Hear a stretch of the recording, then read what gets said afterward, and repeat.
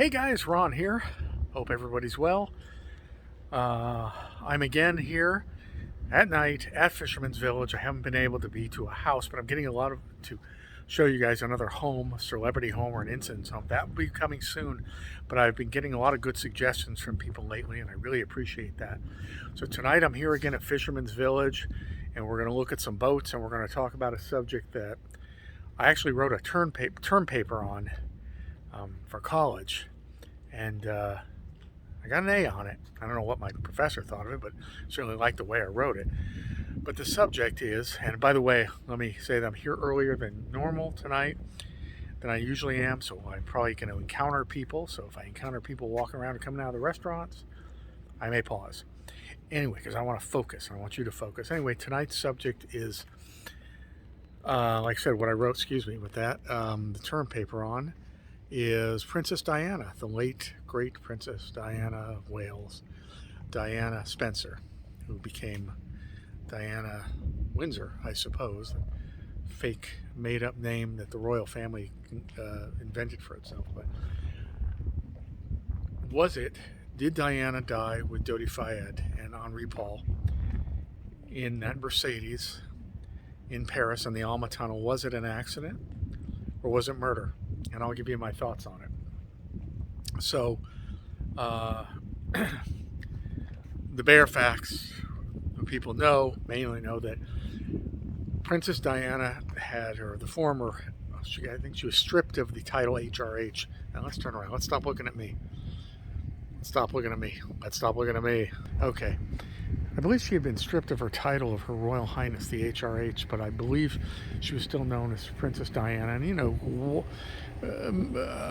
one of the most famous people on the planet by 1997. Her work with AIDS research and with landmines and animals and all kinds of things. But she had been a royal. She had been married to Prince Charles for almost 15 years, or involved, and with the firm, as she called them, the royal family, for almost 15 years, and she had a very difficult time of it for reasons we won't explore in this video because it takes too long. But the main reason is that Charles was always in love with Camilla Parker Bowles, who at the time of this video he's been married to for quite a while now. But his father, sorry, somebody snuck up on me there, and I want my privacy. But it was the decision that he would marry Diana, presumably a virgin, and who had known the family. Actually, Diana's sister had been out, Sarah had been out with Charles before Diana started dating him. But anyway, by this time, we're now going to flash forward now to 1997. Now, from 1995 to 1997, Diana was in a relationship, I believe it was 95, 97, with a Pakistani-born surgeon. I believe he's based in London, an English-Pakistani virgin named Hasnat Khan, who's since gone on to be married twice. But she was in a relationship with Hasnat Khan, a Muslim, Pakistani, and that'll become important in our discussion later. And he broke it off with her, and reportedly she was very, very upset by it. And it seems that her new relationship or dating partnership with Dodi Fayed was sort of a rebound. But she was in the 5 or 6 week relationship with Dodi Fayed when she died, and when they died. And she and Dodi were leaving the Ritz Hotel, owned by his father, Mohammed Al Sayed, who's infamous. It's interesting because I mentioned Al Fayed.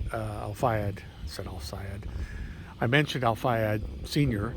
to an English woman who's living here in the United States, and she just went on and on about how he's a gun runner and a criminal, and if her attitude was indicative of most of the English, a lot of people really hate him in England, even though he owns Harrods department store and the Ritz in Paris.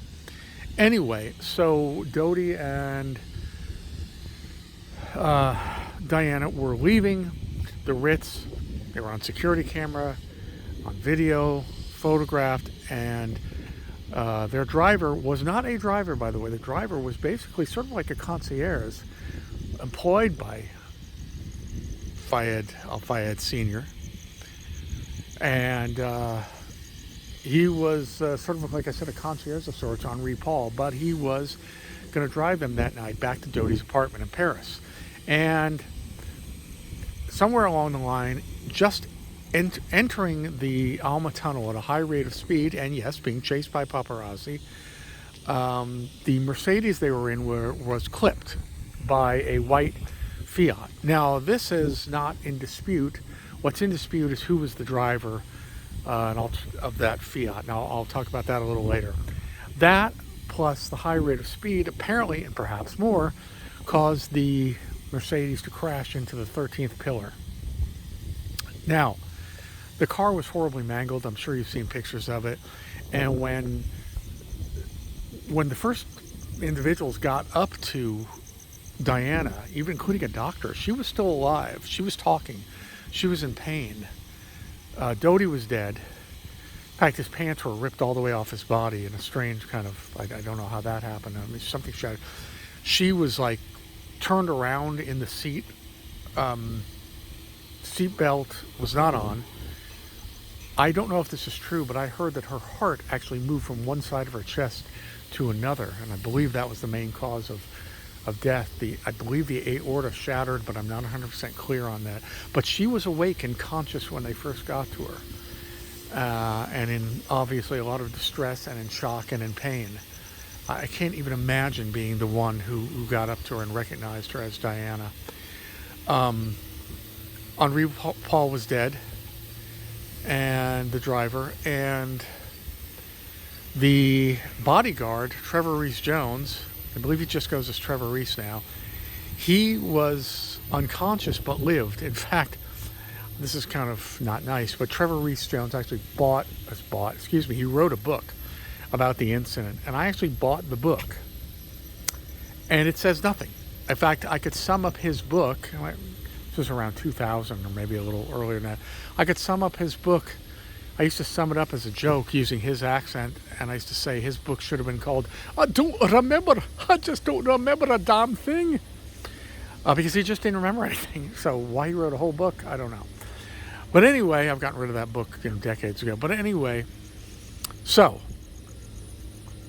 conspiracy theories started right away, and just because something's a so-called conspiracy theory doesn't mean it didn't happen.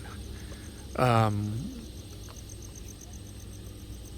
JFK assassination is a good one. I don't believe that Lee Harvey Oswald planned and executed the assassination of Kennedy by himself. I believe he was a shooter, maybe one of the shooters. I believe he was told he had some other mission that he was going to report to after this. I believe he was involved because of his uncle, Dutz Moret, who was involved with crime boss Carlos Marcello, and I believe that just Oswald, who he was as a defector from the Marines and to Russia and a Marxist and all that, but I believe it was higher than him. Much higher than just little Lee Oswald on his own. Now, is that a conspiracy theory? Yes, I guess so, but it doesn't mean it's not true, and I firmly believe that. And in this case of the Diana situation, we don't know. Now, here are some of the theories. Let's start with Henri Paul. Well, here's the theory. Some of the theories are that, and Dodi Fayed's father but he was the main spokesman for a lot of these theories and hired private investigators and physicians and so on and so forth. He certainly had the money to do it.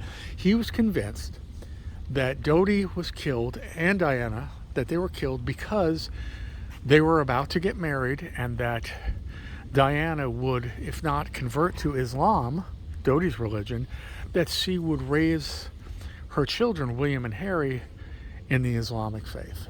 And I mean, if this were true, could you imagine 1997, Prince Philip and Queen Elizabeth thinking that the future King of England and his brother might be raised as Muslims?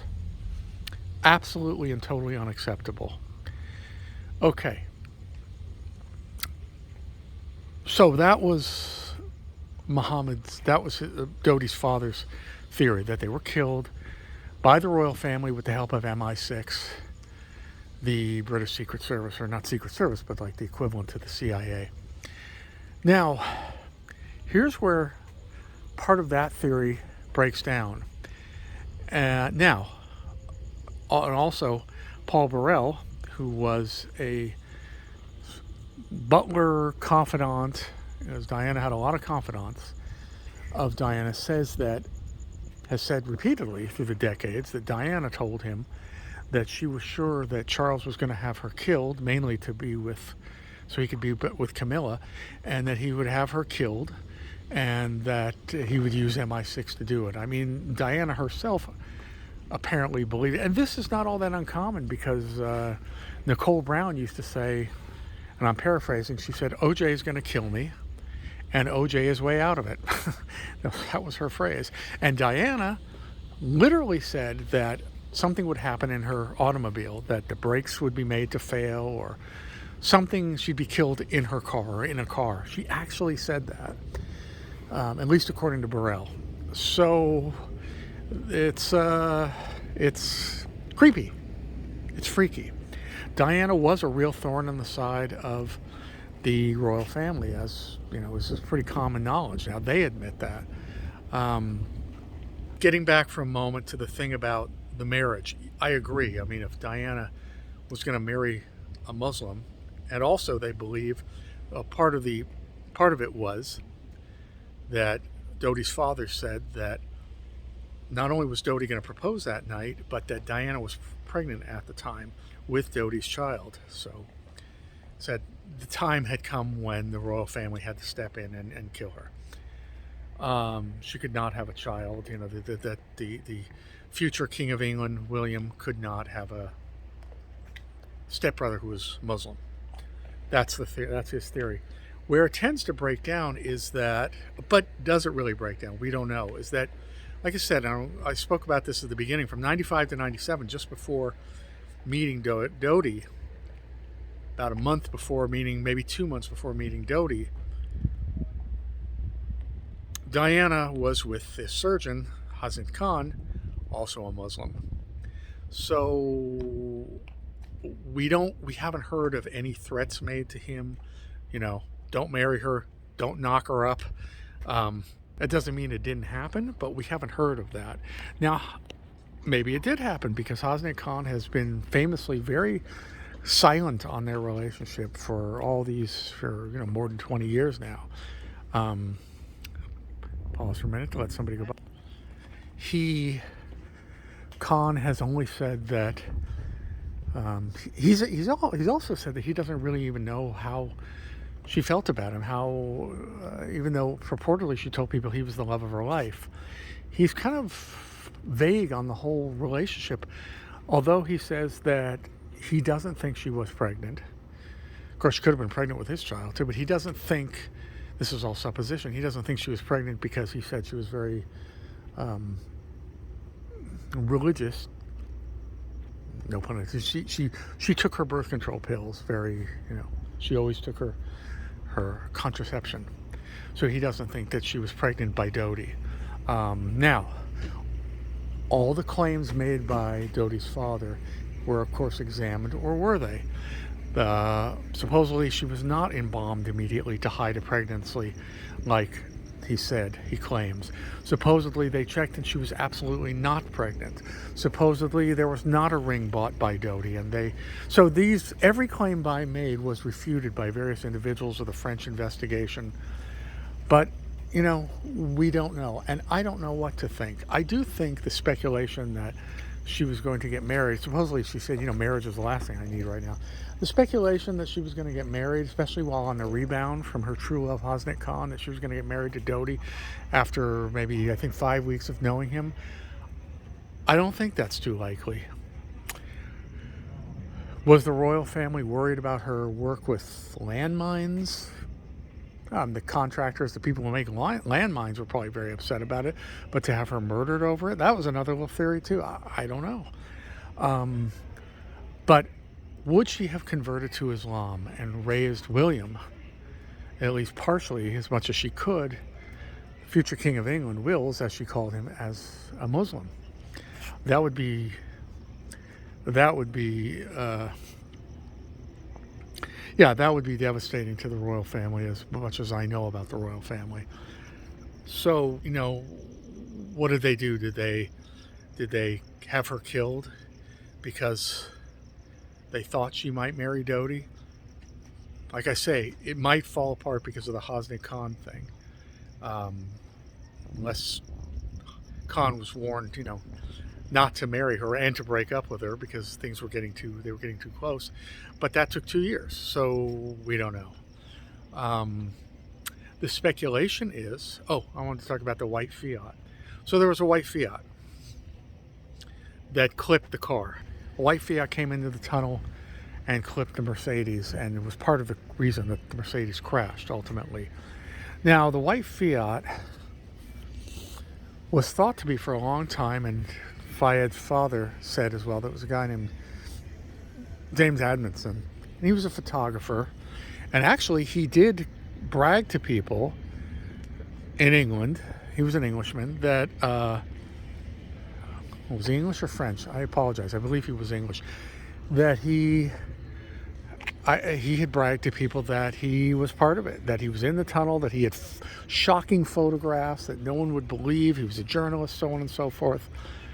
Later, though, a couple of years later, he was found dead in his car, burned. It was a horrible death, and they ruled it a suicide. And other people say he had talked about suicide before, so it was a very strange death, considering he was the main suspect as being, the driver of the Fiat. Now, he also claimed later that he was home. His wife said he was home with her, that he was hundreds of miles away in England and not in... I apologize again, I'm sorry, I don't know whether he was in France or in England, but he did claim that he was quite far away and that he was not in Paris that night. So he kind of told differing stories. So, unreliable witness, and unfortunately he's dead. We can't question him anymore, even though he was questioned. Now, the other suspect, who the police think more so now, that was the driver of the Fiat Uno that clipped the Mercedes, was a Parisian of Vietnamese descent, actually a bodybuilder. I don't recall his name offhand, but his own father said that very night or the next day he had his white Fiat spray painted red, and that he got his brother, who I think was a mechanic, to help him out. Like, it was one of these middle of the night, 4 a.m. kind of, help me, we've got to change the color of my car fast, don't ask questions. Now, of course, this individual denies that. He says his father's wrong, they were fighting. He says, not fighting physically, but he says they were in, an argumentative point in their relationship, and it's not true, and it wasn't him. And he won't cooperate with investigators. I don't know who to believe. I believe it was one of the two. I just don't know which one of those guys it was. Nobody's going to come and say they clipped the car, or they're driving, whatever the case may be, that led to the crash. Now, the other thing is that there's supposedly a few witnesses said, and Dodi's father said, that the MI6, one of the tools that they would use would be a bright light, like a bright strobe light from the back of a motorcycle aimed at the target, which would be to blind the driver on Ripoll and make the car crash. Some say there was a bright light that they saw. Others said there was no such light. So again, the cameras were not working. Wasn't that convenient? If the cameras had been working, we'd have a far greater knowledge of what happened that night. Now, also, let's talk about Henri Paul, the driver. I said he was sort of like a concierge. Now, Dodi's father, again, thinks that Henri Paul was an agent of a sort of secret affiliated, like an asset of MI6. And he's not the only one who thought that. This has been speculated since the beginning. And like I said, he was sort of a concierge, Henri Paul, at the hotel. He had, in his office, they found a lot of...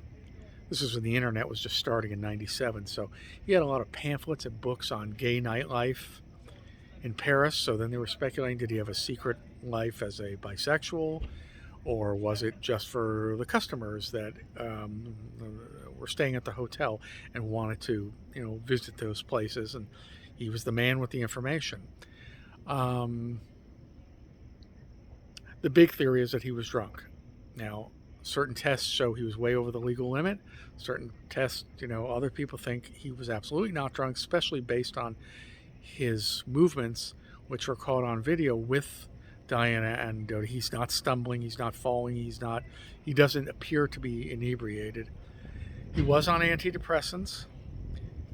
He was found with a lot of carbon dioxide in his bloodstream, which I'm not 100% sure why, but that adds to the conspiracy that he might have been even killed behind the wheel. But Henri Paul had recently gone through a bad breakup with a woman who he was apparently quite in love with. She had a young daughter as well that Henri felt quite close to. So it was a very bad breakup. So he was in a depressed state of mind. He was on antidepressants. He probably was drinking a little bit more than normal. Did he kill himself with them in the car? I don't think so. Was he a MI6 operative, and the equivalent to being a CIA operative in the United States? I don't know, maybe. These agencies use people, teachers, professors, all kinds of people in the private sector to be assets for them. So on that front, who knows? So there's a lot of mysteries. It's not cut and dry that, Henri Paul was drunk, and he was so drunk that he swerved from the paparazzi and he was driving too fast and he crashed. The crash happened. We don't know if there's more circumstances leading to it. So the question is, ultimately, was it murder or was it a tragic accident? I gotta get past these guys coming off the ship here. Let's go this way. Let's just pause for a minute. I do find it very odd, though, that Diana reportedly said that Charles would have her killed in a car. It's very strange. And the weird things about Henri Paul and what was happening in his life at that time, they are odd and disturbing and a little strange.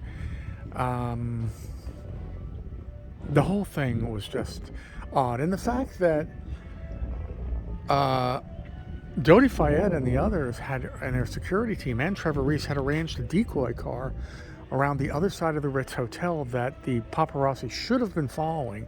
So the fact that they were able to get so close was interesting in and of itself. Like, they had knowledge that they weren't supposed to have. And the paparazzi were eventually cleared. They were held at the time, but they were not found to be the cause of death. So we don't know. We know that the royal family goes on. We know that Charles married Camilla. I do not know if he would be able to. You guys can help me out with this. I don't know if Charles would have been able to remarry had Diana been alive. I don't know. We don't know what her influence over her sons would have been. She was very close to her boys, reportedly.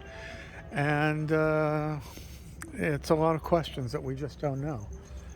So I think I've hit all the high points. We can't, find a definitive one. Like I said, the driver of the Fiat, the purported driver of the Fiat, one's dead by suicide, maybe yes, maybe no, and the other one won't cooperate. So it would be real helpful that if they did cooperate, one could cooperate and say, I was driving, I saw this blinding light, freaked me out, guy on a motorcycle, don't know what happened, or there were no lights, and I just, they were driving so fast, I clipped them and I got out of there. I didn't want to be, I don't want to be thrown out of the country or whatever the case may be, or held criminally, leaving a scene of an accident. That is a crime everywhere, probably. So we just don't know. So I'll leave it at that. I hope this stimulates the conversation, and I'd certainly love to see your theories, guys, or your thoughts on this tragic case. I still remember the night it happened. I was headed to some kind of event at night, and I heard it over the radio. I just couldn't believe it. Diana, 36 years old. Anyway, let me know what you guys think. If you, most of you I see are new, are not subscribers to me, to my channel. So if you are not and you'd like to, I'd appreciate it. And also please give the channel likes, folks. And that's what guides it along. And also please comment in the comment section if you see fit. A nasty or stupid comment I'll probably remove, if not immediately, at some point, because it's kind of pointless. But if it's a comment given with thought and with some sensitivity to it, and we can maybe agree to disagree, or whatever the case may be, I'll keep it there.